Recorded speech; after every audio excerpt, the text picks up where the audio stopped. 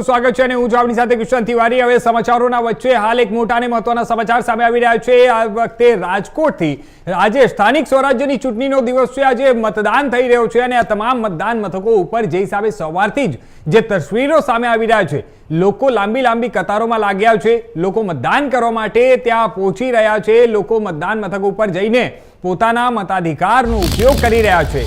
અત્યારે રાજકોટની આપણે વાત કરીએ। રાજકોટથી મહત્વના સમાચાર સામે આવ્યા છે। રાજકોટ મનપાની મતદાન ટકાવારી સામે આવી રહી છે। આ દ્રશ્યો આપ સૌની સામે છે। 11 વાગ્યા સુધીમાં 17.98% જેટલું મતદાન થયું છે।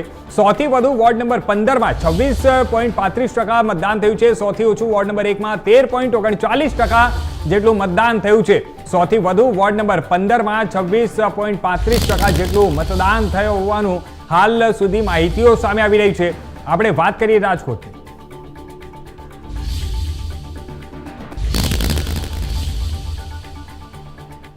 તો વધુ વિગતવાર વાત કરવા માટે રાજકોટથી અમારી સાથે જોડાઈ ગયા છે અમારા સંવાદદાતા પ્રતિક લીંબાણી। પ્રતિક, આપણે વાત કરીએ આજે સ્થાનિક સ્વરાજ્યની ચૂંટણીનું મતદાન ચાલી રહ્યો છે, જે દિવસનો આટલા દિવસોથી લોકો રાહ જોઈ રહ્યા હતા।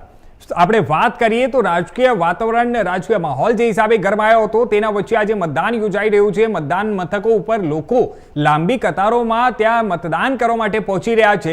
સૌથી પહેલા આપણે વાત કરીએ સ્થિતિની। અત્યાર સુધીમાં શું સ્થિતિઓ છે, સૌથી પહેલા આપ એ જણાવો।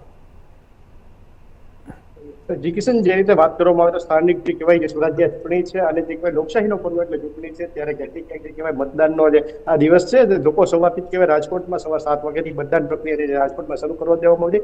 મહત્વની વાત છે કે 11 વાગ્યા સુધીનો મતદાન જે 11 વાગે સમય થયો છે, પણ ક્યાંક જે મતદાન મથકો છે તે ખાલી અડધા જે ખાલી કમ જોવા મળી રહી છે, તો ક્યાંક જે કહેવાય લાંબી કતારો જોવા મળી રહી છે। આપણે દ્રશ્ય જોઈએ છે કે રાજકોટના વોર્ડ નંબર 12 નું છે આજે મતદાન મથક છે, ત્યાં અત્યારે કહેવાય કે લોકોની થોડી ભીડ જોવા મળી રહી છે, પણ જે ક્યાંક અમુક જે મતદાન મથકો છે ત્યાં જે કહેવાય ચકલા ઉઠતી હોય તેવી સ્થિતિ જોવા મળી રહી છે। કારણ કે અત્યારે જે એક તો ગરમીની સિઝન છે, સાથે જે કહેવાય સવારથી જ મતદાન મથક પર જે લાંબી લોકોની અમુક જગ્યાએ લાઈનો જોવા મળી હતી, તો પણ ક્યાંક જે કહેવાય મતદાનનો ખાલી મથક જોવા મળ્યા હતા। ત્યારે અત્યારે જો મતદાનની વાત કરીએ તો અત્યારે 11 વાગે સમય થયો છે, 17.98% જેટલું મતદાન જે છે અત્યારે રાજકોટમાં નોંધાયું છે।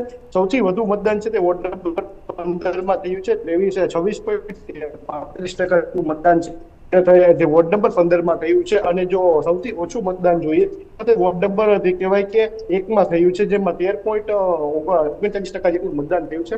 પણ ક્યાંક ને ક્યાંક કહેવાય કે મતદાન જે ચૂંટણી જે લોકશાહીનો પર્વ છે તેને જીવન રાખવા માટે અત્યારે મતદારો છે તે પોતાનો મતાધિકાર આપવા માટે જે કહેવાય કે અત્યારે મતદાન મથકે આવતા હોય છે, ત્યારે સવારથી જે લોકો છે તે મતદાન મથકે આવી આવતા રહ્યા છે। ખાસ કરીને જે વૃદ્ધો છે તે અત્યારે સવારથી જ લાઈનોમાં ઉભા રહેતા હોય છે। ત્યારે આપણી સાથે કેટલાક વૃદ્ધો છે, આપણે એમની સાથે વાત કરીશું।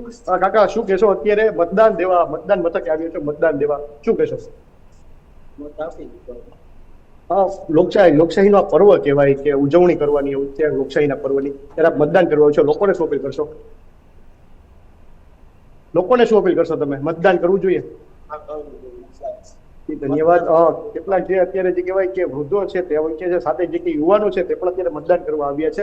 મહત્વની વાત છે કે અત્યારે રાજકોટમાં જે કહેવાય કે હાલ ગોકળ ગતિયા મતદાન છે તે ચાલી રહ્યું છે, ત્યારે ક્યાંક તંત્રને પણ એવી આશા છે કે આજના દિવસમાં જે કહેવાય ભારે મતદાન થાય, ત્યારે પક્ષો દ્વારા પણ જે કહેવાય કે પોતાના મતદારોને રીઝવવા માટે એડીચોટીનો જોર લગાવ્યું હતું। ત્રિપાખીઓ જંગ જે કિશન જે રીતે જોવા મળ્યો હતો, ત્યારે અત્યારે જે કહેવાય મતદાન મથકો ઉપર જે ક્યાંક હળવા દ્રશ્યો જોવા મળી રહ્યા છે। ક્યાંક કોઈ જગ્યાએ લાંબી લાઈનો જોવા મળી રહી છે, તો કોઈ જગ્યાએ કહેવાય કે ગોકળ ગતિએ ચાલતા જે ખાલી મતદાન મથકો તેને પણ જોવા મળી રહ્યા છે।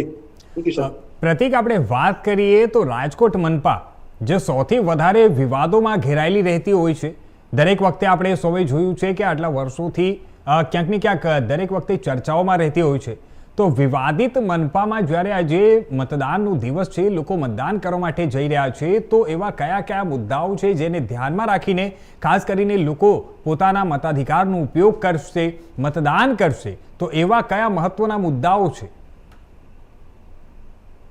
જે રીતે વાત કરીએ તો જે લોકો છે તેની સૌથી જે પહેલી પ્રાયોરિટી હોય છે તે પ્રાથમિક સુવિધાઓની હોય છે। કારણ કે જે રીતે પ્રાથમિક સુવિધાઓનો જે લોકોને વિસ્તારવાસીનો જે સમસ્યાઓનો સામનો કરવો પડતો હોય છે, જેમ કે રોડ, રસ્તા, ગટર, પાણી, લાઇટની સમસ્યાઓ છે તેનો જે સામનો કરવો પડતો હોય છે, ત્યારે લોકોને જે કહેવાય કે આના માટે વાત કરવા જે કહેવાય લોકો ઉમેદવારો પસંદ કરવાની વાત ત્યારે કરતા હોય છે। ત્યારે અને જે કહેવાય કે જે લોકો છે તે માંગ કરતા હોય છે કે ઉમેદવાર જે કોઈ આવે તે પોતાના જે ઉમેદવાર છે તે વિસ્તારના કામ કરે, કે પણ ક્યાંક જે એવી પરિસ્થિતિ આવતી હોય છે કે જે ઉમેદવારો જે ચૂંટાયા બાદ જે કોર્પોરેટર થાય છે અને કોર્પોરેટર થયા બાદ જે કહેવાય તેને વિસ્તારવાસીઓને કોઈ સમસ્યા દેખાતી જ નથી. બસ એ પોતાની એસી ચેમ્બરોમાં બેસીને જે કહેવાય કે વિકાસની મોટી મોટી વાતો કરતા હોય છે, ત્યારે લોકોમાં પણ એક ગુસ્સો જોવા મળતો હોય છે.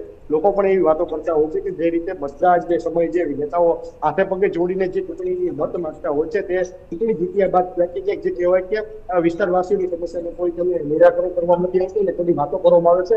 પણ ક્યાંક અત્યારે જે દ્રશ્યો છે મતદાન મથકના જે આ મતદાન દર્શાવી રહ્યા છે કે આ વખતે જે મતદાન છે તે ખૂબ ઓછું થઈ રહ્યું છે. અને જો આજે કહેવાય કે જે સવારથી 7 થી 11 વાગ્યા સુધીની સમય છે, 4 કલાક જેટલા સમયમાં જો 17% જે મતદાન રાજકોટ માટે કહેવાય કે બહુ શરમજનક વાત છે.